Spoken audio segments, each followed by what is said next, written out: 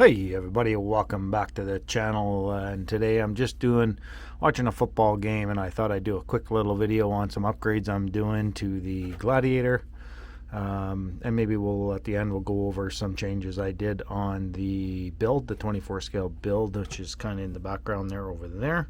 But yeah, so I've already put in, just finished putting in the Endura 50 turn motor, so it fits in there really nice. You don't have to do a whole in the Gladiator a whole lot to the cage. So if you look to the battery tray, all I have to do is trim out just a little bit of the corner there just to make it fit. Actually, let's see if I can get in there with this new camera and get it to focus.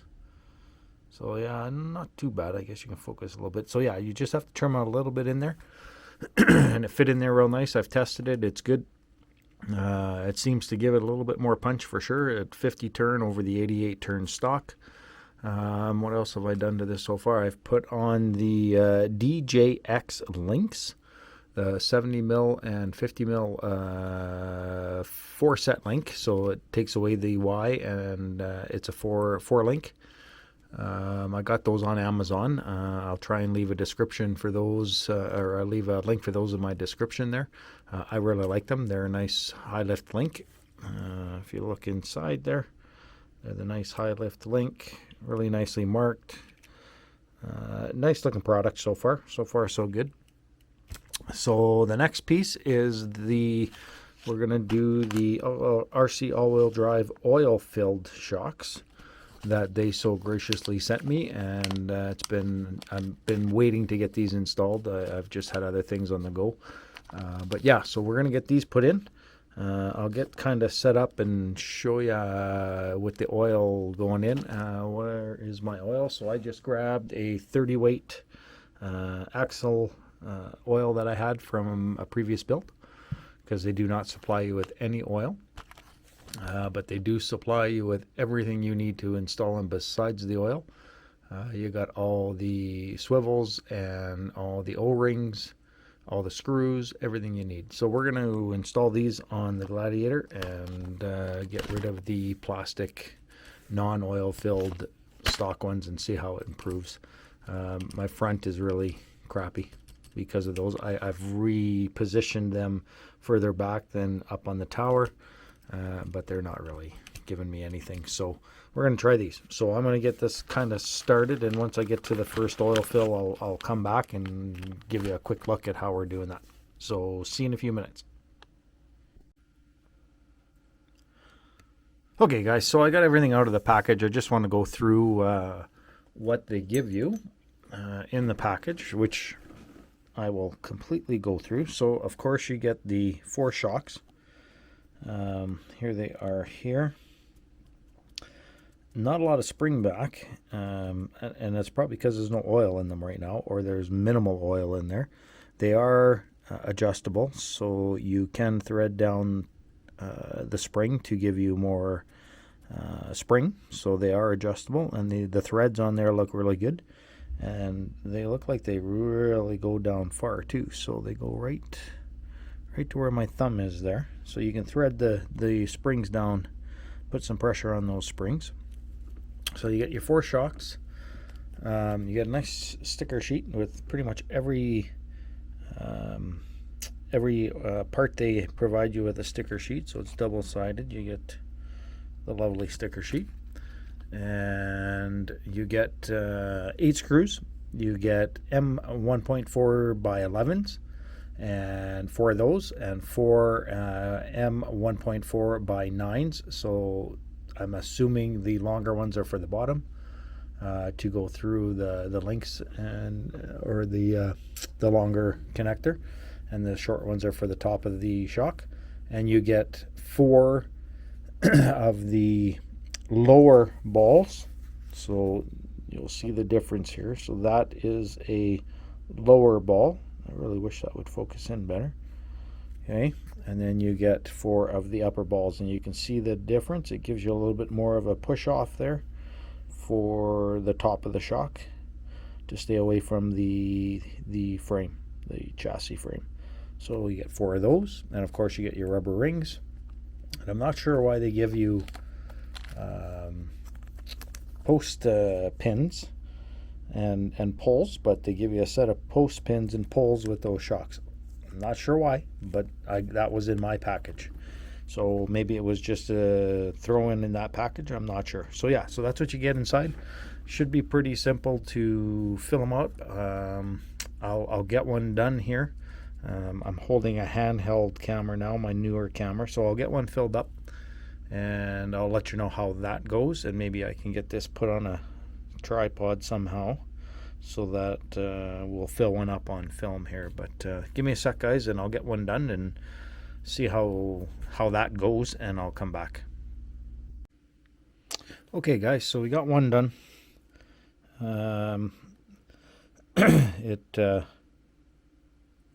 It seems pretty good. Be very careful how much oil you put in. It's not like a 110 scale shock where you need to fill it kind of right to the top, push the bubbles out, and then top it off again. It doesn't need as much because they're so small, I guess. I don't know. So when I did open them up, just give me a sec here. I'm going to pull this one down. I don't know if you guys can see in there. There was some yellow oil in there. So you can see it on my pad there. Not a whole lot.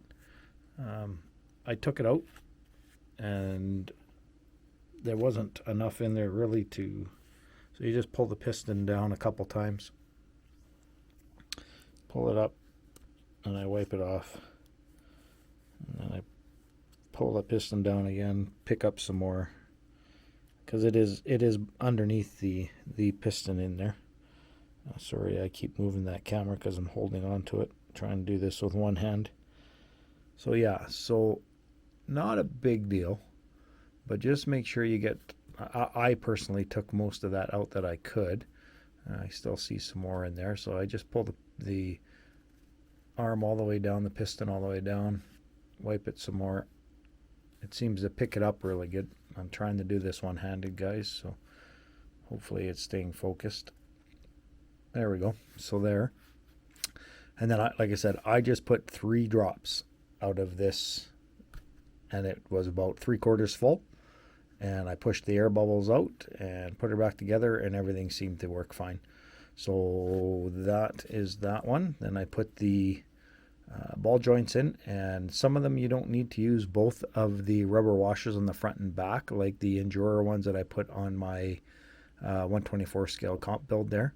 I left the back ones off. They were too tight and I didn't get much movement in the ball joints, but these are perfect with both on. There's lots of play there. They go back and forth no problem. So you can definitely put both retaining washers, rubber washers on these. And yeah, so we'll get them all done, and I'll get them swapped out, and we'll go from there, and we'll come back and have a little chat about what I think of them. And I won't get a run in. It's nighttime here, and again, I don't have any quick place to go run yet. I'm working on that. Hopefully go rock hunting here soon, just to get me something in the yard to go test when I do this stuff. But yeah, I'll get these all on and installed, and we'll come back and do a little quick chat and button up this video. Thanks, guys. Okay, guys, we got her all done up, buttoned up, and the shocks installed on the Gladiator chassis. So pretty impressed with them. They are a little taller than the stock. Little plastic, whatever crappy shit shocks they put on there. It's one part that they really need to work on. But yeah, so way better than those. They're a little bit taller. I haven't played around with it too much, but they seem a little stiff. They need to get broke in a little bit, I think. But yeah, so we'll see how they work when I get it out. So thank you to RC All-Wheel Drive for sending me those to try out on one of my rigs, and we're going to give them a go on the Gladiator. And we also did the Endura 50-turn motor today.